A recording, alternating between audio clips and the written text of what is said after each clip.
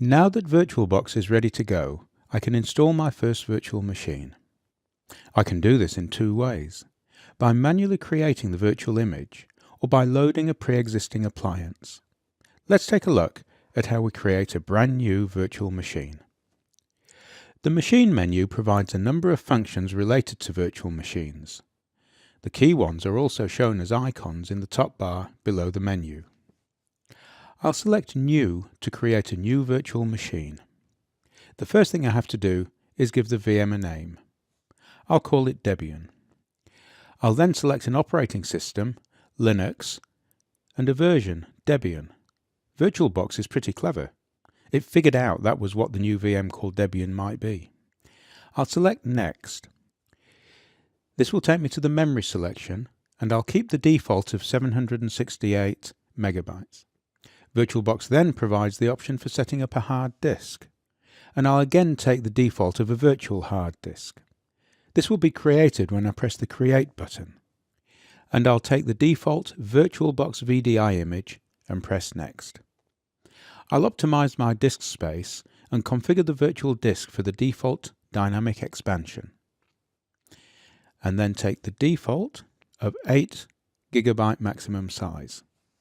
I'll press Create, and I'm done. I can now see the Debian VM is shown in the left-hand pane, and its details are listed in the right-hand pane.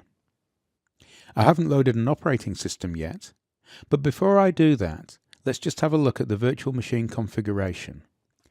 In the middle of the right pane, under the storage, I can see there's an empty optical disk and an 8 GB hard disk. The next step is to find a Debian boot disk to install. The Debian website shown here contains a number of images. To install the operating system, we just need to pull down the first of the i386 ISO CDs. Let's select it from the list and download it.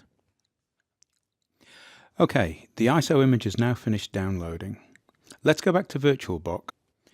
To use the ISO image as a CD, I'll click on the storage heading, which opens the settings box for storage, and I'll click on the empty CD shown below the IDE controller. When I click on the CD icon at the right of the optical drive box, it allows me to choose a virtual optical disk file, and I can select my Debian ISO image. OK, that's selected. I can press OK now and close the settings window. We're all set up to power on the virtual machine and load Debian from the ISO disk. I'll click on the Start arrow at the top, and the Debian installation screen will be presented. I'll press Enter to install Debian. I'll select English language, Australian country code, and American English keyboard. Debian is now installing. At the top of the virtual machine window there are two messages. The first tells me that the host machine keyboard will automatically be used when the mouse is over the virtual machine window. The second message tells me the same for the mouse. We can close them. The Debian install is now waiting for a system name. I'll call it the same name as the VM, Debian, and then press Continue. I now need to enter a domain name.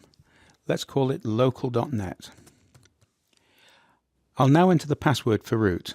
Let's make that the same spelt backwards, Tor, and verify it. I'll enter my name as the user, and I'll enter it again as the username. I'll add my password and verify it. I'll enter Victoria as my state for the time zone, and the installation will continue. The Debian installer now wants to know how I want to set up the hard disk. I'll use the entire disk and take the default setup options and confirm that I want the disk to be formatted.